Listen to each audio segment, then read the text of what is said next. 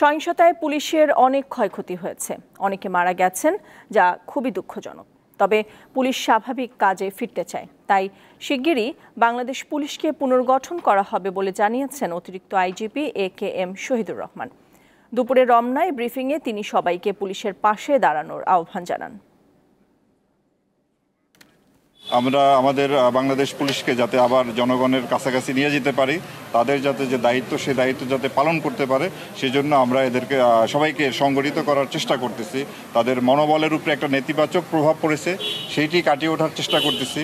আমাদের যে আপনার আক্রান্ত যে থানা আছে, সেখানে আমরা জানতে পেরেছি এখনও কিছু ডেড বডি আছে যেগুলো উদ্ধার করা প্রয়োজন, এবং অনেক জায়গায় থানা ফাংশনাল নাই।